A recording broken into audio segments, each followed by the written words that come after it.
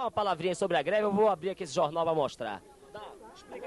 Nós estamos aqui parados aqui sobre o aumento real que teve para os preparadores, regulador, e para nós não surgiu esse aumento. E o pessoal está revoltado porque é um problema que eles não querem resolver, né?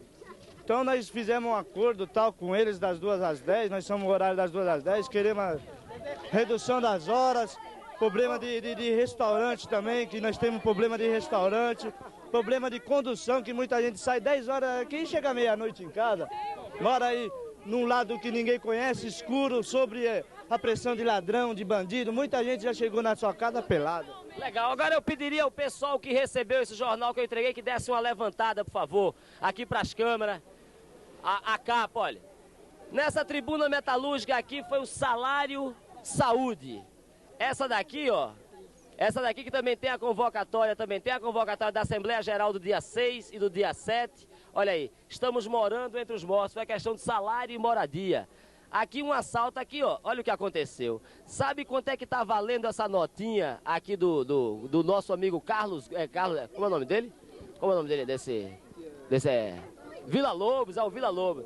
Essa nota aqui é de 500, a nota de 500 tá valendo aí depois do pacote 382. Pois é.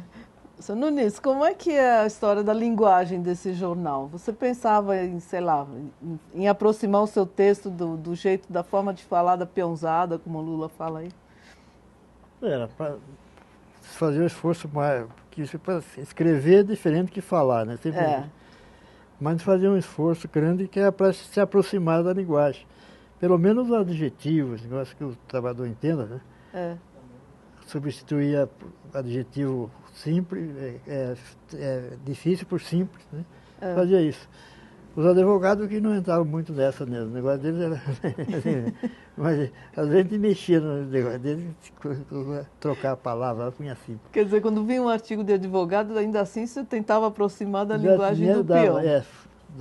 Um outro adjetivo lá e trocava para melhorar o texto. Né? Você não levava a bronca dessa? Não, eu não entendi bem, nem falava nada, discutia nada. E hoje? Pelo contrário, até pediu às vezes para internet fazer matéria. Tornar a coisa mais simples, né? Se for deixar também a linguagem do advogado, quem é que vai ler esse jornal? Fala sério. Olha, Nunes, eu vou falar uma coisa. Esse é um obstáculo que a gente não conseguiu vencer até hoje. É complicado. Quando a gente encontra problema com o advogado, não, o texto deles tem que...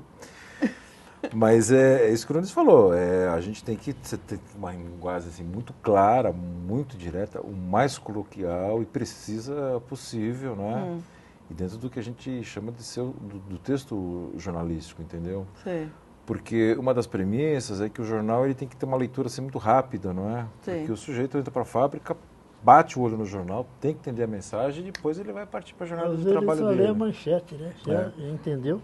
Exatamente. Procurar que os títulos sejam assim, o mais autoexplicativos possíveis, exatamente para o cara, né, para o nosso leitor perceber o que a gente está dizendo, né?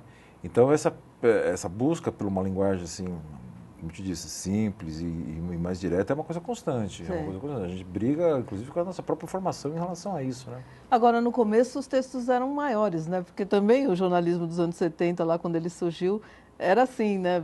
Os textos eram grandes nos jornais e tudo isso, né? Depois as coisas foram encolhendo. Não, eu sempre procurava fazer o texto menor possível. Para esse tipo de jornal para trabalhador, né? Texto menor possível, para poder ler, senão se fazer um calhamaço de uma página inteira, corpo 8, com esse corpo daí, esse 10, corpo 10, ali aquele lá é 8. Aí uma página inteira não vai ler nunca, né? Não, né? Ainda mais agora, né? Os textos... Não, antes, agora eu sei, talvez agora leia alguma coisa. Na época minha, é complicado. Eu fazia jornal para o sindicato dos transportes. O pessoal do transporte, motorista de ônibus e cobrador, tem menos instrução do que o trabalhador de fábrica. Né? Sim. Então era um sacrifício lá, bolar uma linguagem que eles conseguissem ler. Mas fazia. Né? Tinha muita diferença? Você falou que os motoristas de ônibus tinham mais dificuldade de ler do que os trabalhador de fábrica, metalúrgico. Aí você simplificava mais ainda? Simplificar mais esse do motorista, do cobrador motorista. eu fazia o jornal para ele lá também. Então tinha dois tipos de jornal, 3. Tinha que ver a compreensão de cada categoria, fazer uma matéria, uma linguagem. Você, além de jornalista, tinha que ser um pouco psicólogo também, né? Ah, tem mesmo. Para adivinhar o que é que o povo quer, cativar, aquela coisa toda. É que eu tinha relacionamento com muitos setores. Eu ia do setor de jornalista, né, de jornalista, ao sindicato de pessoal de limpeza, faxineiro, né? Para tudo você fez jornal? Não, eu cheguei a fazer. Esse fazia esporadicamente. É. Mas teve alguns, os textos, por exemplo, teve jornal direto, né? Os textos, na época, os trabalhadores, a maior parte eram menores, mulheres menores, e uma turma que não tinha nada, não tinha nada na cabeça ainda. Então eu fazia jornal, fiz para ele lá há muito tempo, os textos. Depois umas categorias melhores, vidreiro, papeleiro, já tem mais compreensão, né? Vamos ver mais um vídeo, a gente já continua? Vamos lá. Tem lido normalmente a Tribuna Metalúrgica? Eu sou... Lê sempre? Boa, muito boa. Você lê sempre? Lê. Se você lê sempre, você viu que tem uma convocação aí para a Assembleia do dia 6 do dia 7, amanhã e depois, você viu? Nós vimos, estamos aí na luta. Vai na Assembleia? Vamos, se Deus quiser, nós estamos na luta de fio pavio, de cabo a rabo, vamos aí brigar até onde dá, né? E o que, é que você está esperando do sindicato nessa campanha salarial de 87? Pra ser mais combativo, né? Competitivo com as firmas. Certo? Mais ainda? Mais. E você vai na Assembleia amanhã propor isso? Vamos lá, se Deus quiser, nós estamos... Vai dizer isso lá amanhã na Assembleia? Alô, deixa eu chegando. Tchau, obrigado. Ô, amigo, boa tarde. Saindo da fábrica agora, amigo?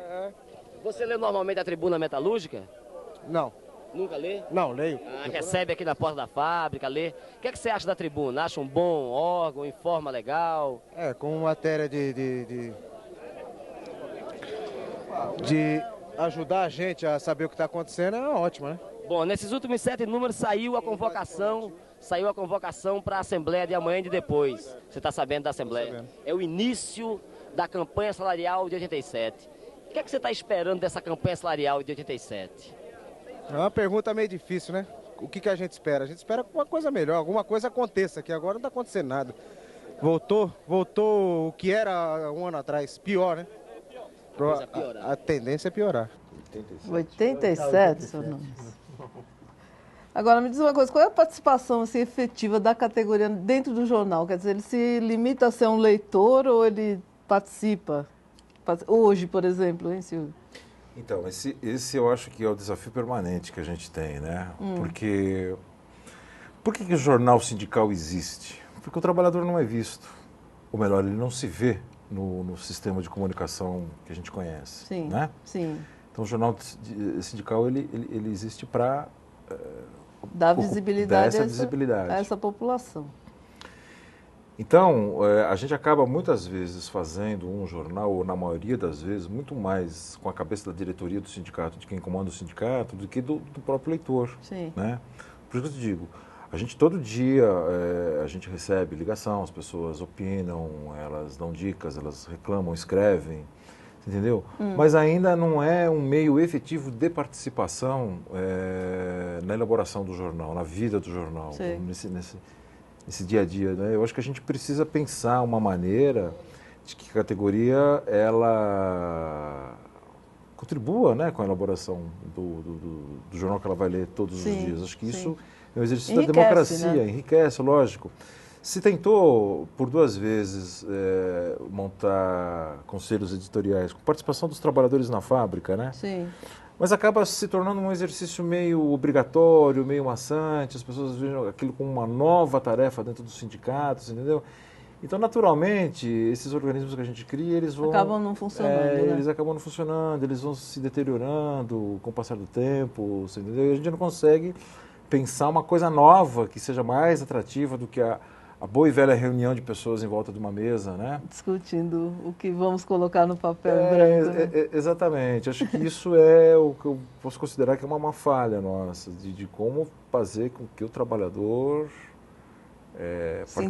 participe mais efetivamente. Exatamente. Música, maestro? Porque é um maestro, né, com todos esses instrumentos. Vamos lá, vejamos aqui Vamos tocar Verdade Mentirosa.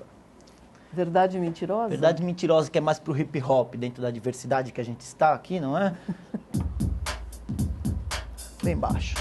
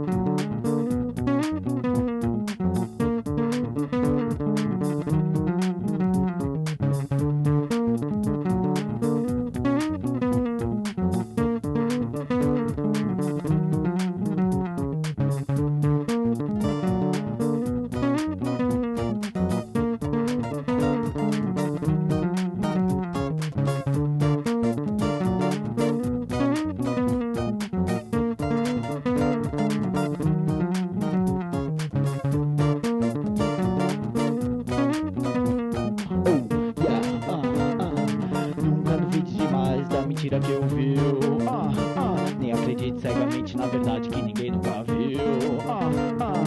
Nunca duvide demais da mentira que ouviu.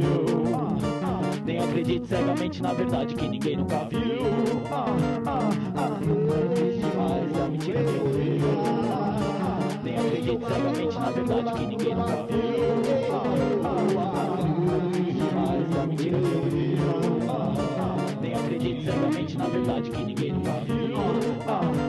Um pouco tradicionalista, meio que modernista. Um pouco cético, ateu, um pouco cristão, budista. Um pouco de esquerda, um pouco capitalista. Um pouco hippie, dreadlock, bem consumista. Música erudita, meio que popular. Velhinhos e crianças todos podem dançar. Naturalista, preguiçoso, atleta do ano. Segunda, quarta e sexta sou vegetariano. E demais da mentira. Nem acredito cegamente na verdade que ninguém nunca viu. Demais da mentira que eu vi. Nem acredite cegamente na verdade que ninguém nunca viu. Romântico que busca um grande amor apaixonado, meio individualista, meio envergonhado, um pouco carnívoro, bem sexual, um pouco amoroso, um pouco sem sal, um pouco pessimista, otimista, legal, um pouco satisfeito e muitos passando mal, um pouco popular, um pouco elitista, um pouco radical, guerrilheiro, pacifista. Demais da mentira que eu vi. Nem acredite cegamente na verdade que ninguém nunca viu. Nunca duvide demais da mentira que ouviu. Nem acredite cegamente na verdade que ninguém nunca viu. Nunca duvide demais da mentira que ouviu.